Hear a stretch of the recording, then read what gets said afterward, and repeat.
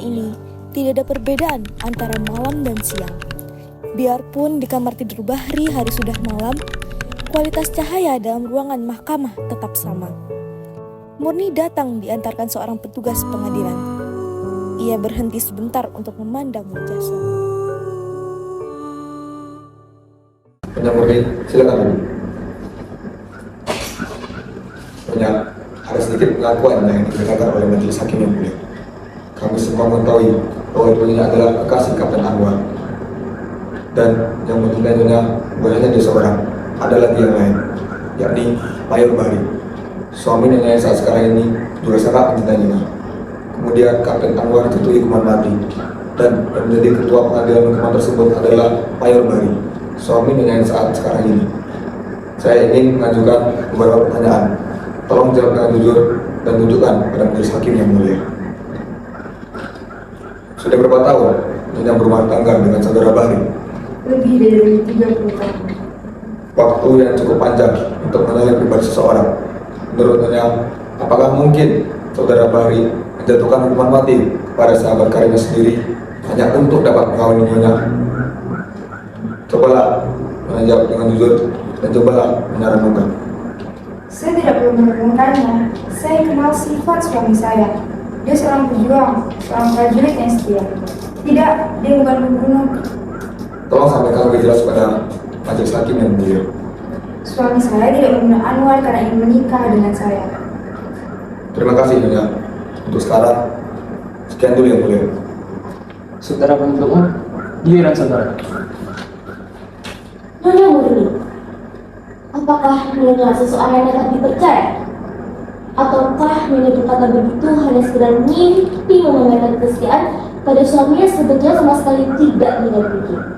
Yang mulia, saya keberatan atas ucapan dari saudara penuntut umum. Di sini yang diadili adalah saudara Bahri, bukan Nyonya Murni. Maaf yang mulia, saudara pembela terlalu terburu nafsu. Saya belum selesai bicara. Saya tidak mengadili. Teruskan saudara penuntut umum. Setelah saudara Anwar meninggal, berapa lama kemudian Nyonya menikah dengan saudara Bahri? Ayolah Nyonya Murni, menurut keterangan yang kami peroleh, Nyonya begitu cinta pada saudara Anwar. Apa betul? Begitu cinta padanya hingga lamaran saudara Bahri yang pangkatnya lebih tinggi dari saudara Anwar Nyonya tolak? Saya tidak tahu pasti. Meskipun kepastian Nyonya tidak penting dalam permesraan dengan saudara Anwar, tidak akan begitu aneh jika Nyonya dan saudara Anwar saling bersifati untuk hidup semati. Itu biasa.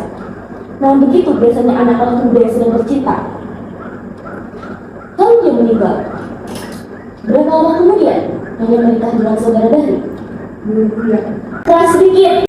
2 bulan. 2 bulan. Hebat sekali kesetiaannya pada saudara Anwar. Belum lagi jasadnya membusuk dalam kebun, dia sudah berpaling dengan laki-laki lain saingannya. Perempuan apa Nyonya sebetulnya?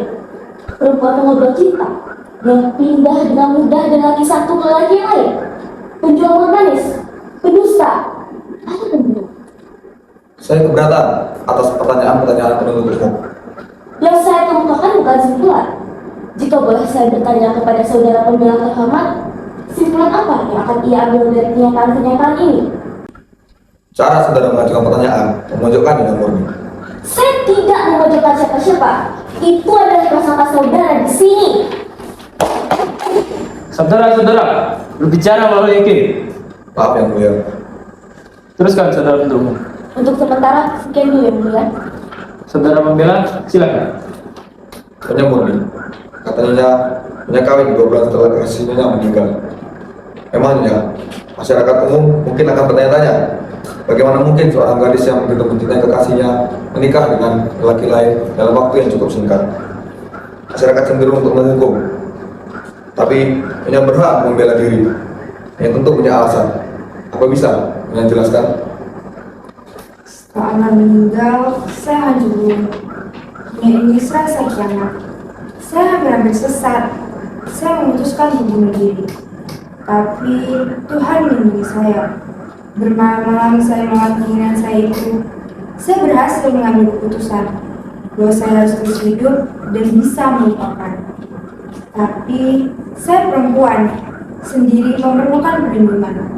Tidak ada seorang yang ingin memerlukan perlindungan dari seorang yang sudah tidak ada. Satu-satunya orang yang mencintai saya kecuali Anwar adalah Bahri. Lalu saya membulatkan hati. Siapa tahu saya dapat belajar mencintai. Karena ia lelaki yang baik, ia juga setia. Dia juga mencintai Anwar. Tak pernah sepatah kata pun keluar dari mulutnya hal-hal yang memburukan Anwar. Setelah kami menikah, setiap tahun kami ziarah ke makam Anwar. Mula-mula saya mengira mencintai dua orang lagi, tetapi saya mencintai seorang Bahri. Lalu, di mana tempat Anwar?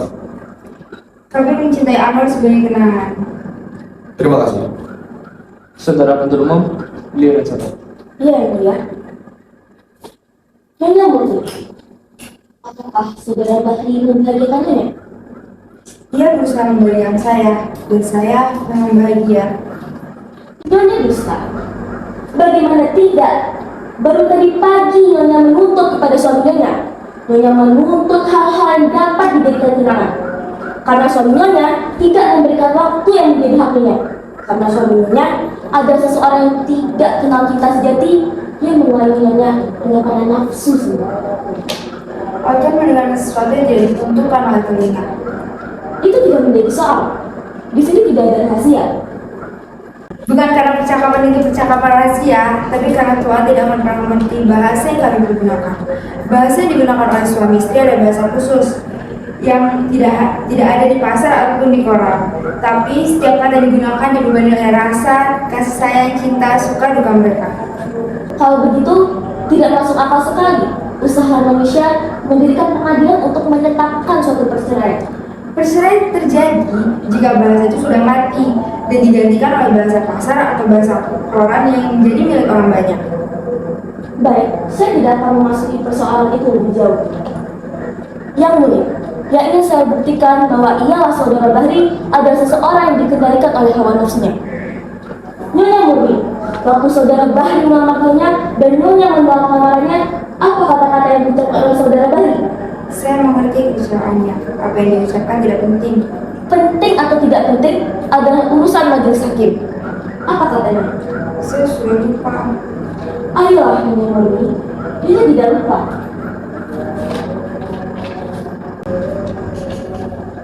Yang mulia, apa boleh saya berbicara dengan istri saya? Silakan. Katakan yang sebenarnya Murni, hanya benar yang bisa menjelaskan saya. Ia berkata, sekarang soalnya sudah jelas. Apa yang menjadi niat waktu pembunuhan sudah jelas. Ia ingin membunuh saksi yang menjadi saingannya. Bapak Hakim yang mulia, apakah boleh saya mengajukan sebuah barang bukti? Saya kira itu tidak perlu. Yang mulia, apapun keputusan yang ditentukan oleh yang mulia, satu hal yang harus pasti. Keputusan itu harus berdasarkan kebenaran. Dunia sudah terlalu syarat dengan segala macam prasangka. Silakan. Surat ini tulis pada malam hari setelah tertuduh menyampaikan lamarannya terhadap saudara Murni. Surat ini kemudian dikirimkan pada salah satu prajurit yang berang. Namun prajurit tersebut terbunuh dan surat ini tidak sampai ke tangan yang Murni. Surat ini ada pada saya. Saya harap supaya yang mulia sudi membacakannya.